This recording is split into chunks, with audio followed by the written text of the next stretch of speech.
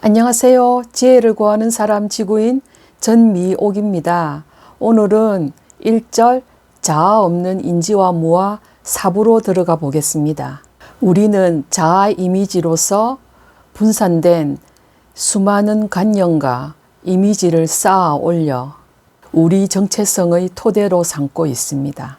자아를 오온과 동일시하고 기억의 조각, 습관의 형성, 정서적인 반응에 의한 인격적 특성을 형성하면서 나라는 잘못된 견해를 만들어가는 것입니다.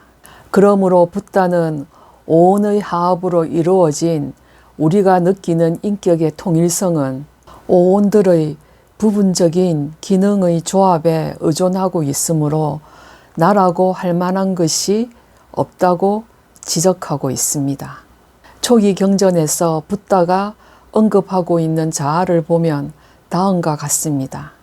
중생은 어떻게 생겨났는가? 누가 그것을 만들었는가? 중생은 어디서 일어났으며 다시 어디로 가는 것일까? 마치 여러 가지 재료를 한 곳에 모아 세상에서 수레라 일컫는 것처럼 모든 온의 인연이 모인 것을 방편으로 중생이라 부른다. 자바환경에 언급된 내용입니다.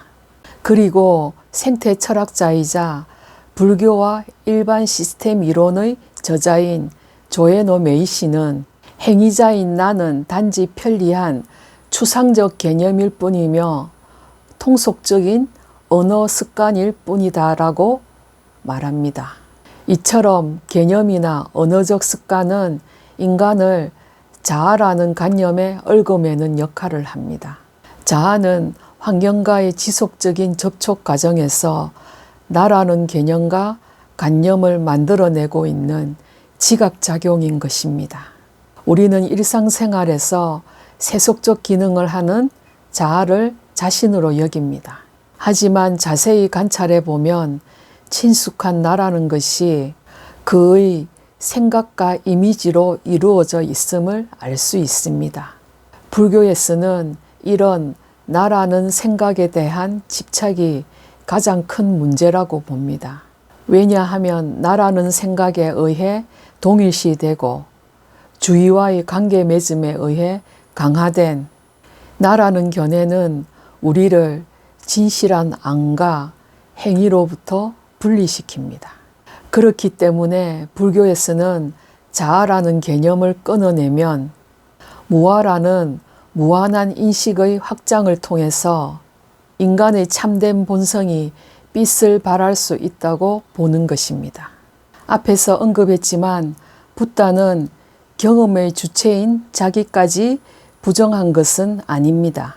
심리학자이자 명상 수행자인 존 웰 우드는 경험의 주체인 자기는 우리가 세상을 살아갈 수 있도록 마음이 일시적으로 만들어낸 관리자이며 우리를 돌보는 역할도 맡고 있다는 것입니다.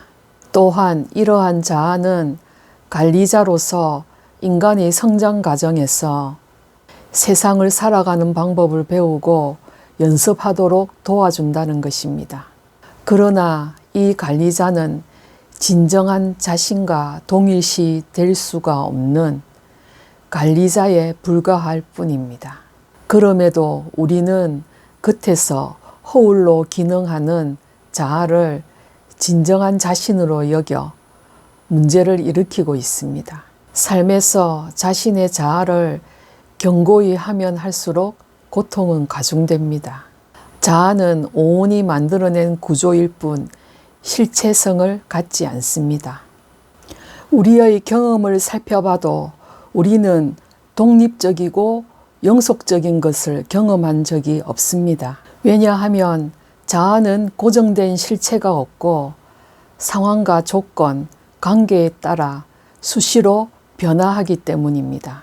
예를 들면 우리들 모두는 그 누군가의 아들과 딸입니다. 이 딸과 아들들은 결혼을 하게 되면 아내와 남편이라는 이름을 갖게 되고 또 자식이 생기게 되면 어머니, 아버지가 되고, 또 이렇게 나이가 들어서 손자가 생기게 되면 할머니, 할아버지가 되며, 또 사회 속에서는 학생으로, 회사원으로, 사장으로, 또 여러 가지 직업을 가진 사람으로 불리게 됩니다.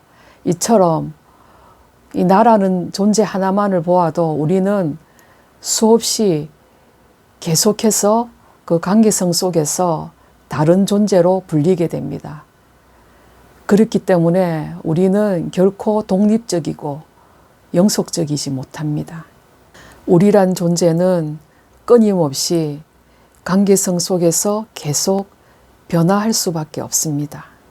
그러나 우리는 나를 단일하며 독립적인 존재, 또 오온을 지배하고 총괄하며 변하지 않는 진정으로 존재하는 자아로 상정합니다. 우리는 이런 자신의 자아에게 쏟고 있는 것입니다.